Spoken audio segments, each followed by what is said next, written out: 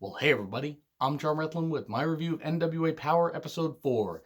Studio wrestling being back, it's just so refreshing. The wrestlers working hard in the ring or cutting some great interviews. The commentary team of Jim Cornette and Joe Galli, and just everybody working hard behind the scenes. Studio wrestling being back. Oh my God, this is what everybody has been wanting. I didn't know how badly I needed this until the first episode, and now I'm hooked. I can't wait to see how much more Billy Corgan's version of the NWA, his vision of the NWA, with everybody working so hard, can continue to build and build and build. They're having a pay-per-view in December. I'm going to be ordering that for sure, and this continues to build up stuff that's going to be happening at that pay-per-view. Even though there are some tapings that they still did that have yet to air, it's very, very obvious they're saying the groundwork for some really solid matches that are going to be happening on this pay-per-view card. But we started with recaps of Tim Storm and Eli Drake teaming up last week. That was some pretty good stuff. I'm interested to see what's going to happen. Probably going to have Eli Drake and Tim Storm on the pay-per-view. Maybe. It's possible.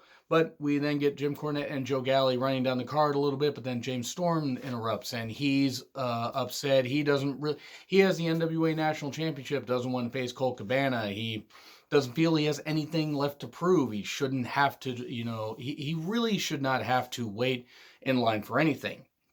And James Storm's tremendous heel, babyface, doesn't matter. He's absolutely great and has been for years. And then we get Colt Cabana interrupting. One shot at the title. We want, he's like, he wants a shot. He's 100%. He wants a shot for, the title that he won fair and square at NWA Crockett Cup, and then, lost to James Storm sometime afterwards. He wants a shot again. Then here's Eli Drake. Listening to both of them and everything, talking to James Storm, says, told you last week, you don't want to blow the shot of having that championship. That means you're next in line. Talking to Colt Cabana. Eli Drake kind of playing, a great promo and everything, but he's obviously stirring a whole lot of shit. You can totally tell. You can see it behind his eyes. Great promo and really, really good work on the ring, but it's just great to see because there's those little layers and everything that he's setting up. And then here comes Nick Aldis, and he's down here to suggest a 6-man tag team. And he'll pick 2 guys, and James Storm will pick 2 guys. If Storm's team wins, then he gets a shot at Aldis' championship, but has to basically he has to basically vacate the NWA National Championship. Basically like saying, well, hey, if you're so confident in your ability, you're going to have to give up that championship to get a shot at me. But if my team wins, then Colt Cabana gets a shot at the NWA National Championship like he's been wanting. Storm agrees. They find the partners, and we get to that main event a little bit later. We then get recaps of the whole Aldis Camille thing and what's going to happen. I still think she's going to be his insurance policy for a while. She might turn heel at some point because it's weird because Aldis is kind of pseudo babyface heel. It really depends on the segment, but he plays both really well. I mean, and maybe they're going to, have Joe Galli's not going to be the heel. There's no way they're going to do that. But we get a Trevor Murdoch interview. He wants a contract with the NWA, and he's going to have a match with Josephus because he didn't like what Josephus did last week with Colt Cabana. So Josephus comes down, accepts it, and then attacks Trevor Murdoch, runs him into the ring post, puts him in the ring. We have a little bit of a match, and he tries for the powder. Powder gets kicked in his face. Bulldog off the ropes. 1, 2, 3, and Trevor Murdoch gets the win. I mean, pretty easily. It was pretty damn quick.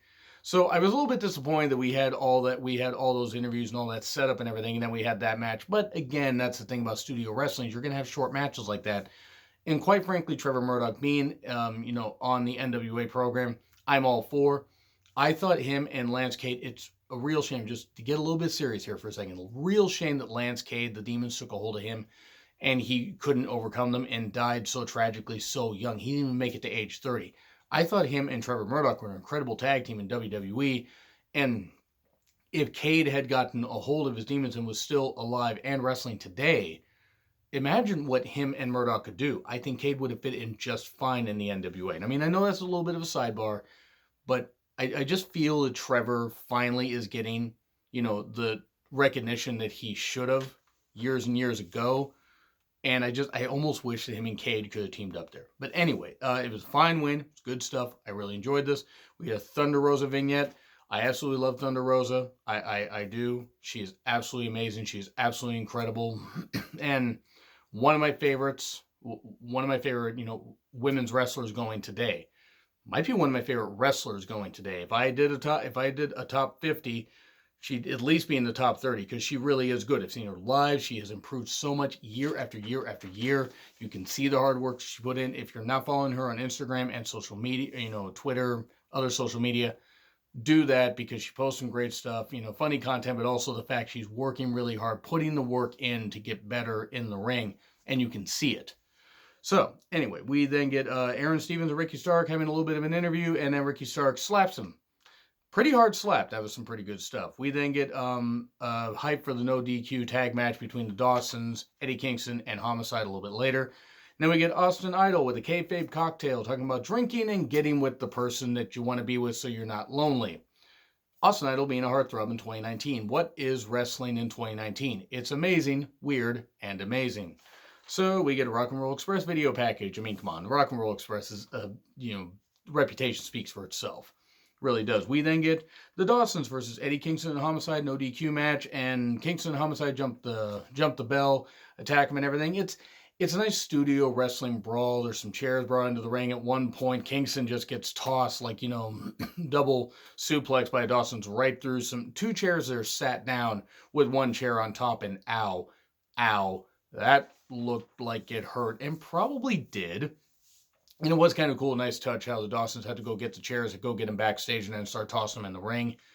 There was some good stuff here. You had wild card Royce Isaacs and Tom Latimer at ringside, like, okay, hey, we're right here and we want to see what's happening and everything. And then Latimer hits one of the Dawsons, but then Isaacs hits Kingston, and like a little bit later, and then puts one of the Dawsons on Kingston 1, 2, 3. So they hit both of them. So we're probably gonna get a triple threat match at some point. Actually, I have, and please do not spoil it in the comments, but I am aware of a spoiler that happened in the tapings.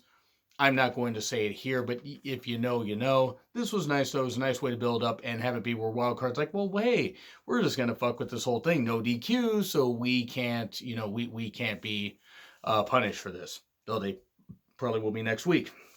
We then get, who is the Mark? I don't know who he is.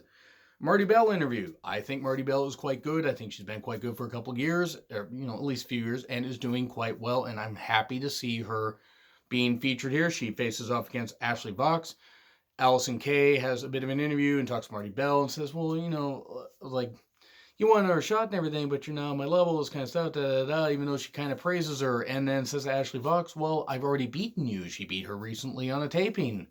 And just some good stuff, some good build. The women had a nice match, some good strikes and everything. They worked really, really hard. And in the end, even though it looked like Marty might have gotten like a double underhook and tried for something, nope. Quick jackknife cover, easy for me to say. Ashley Vox, while Allison Kay is watching 1, 2, 3, and there we go. And so Allison's impressed. And what's going to happen? It's like, well, hey, she beat Ashley already, but then Ashley beat Marty Bell. Maybe she'll get a shot.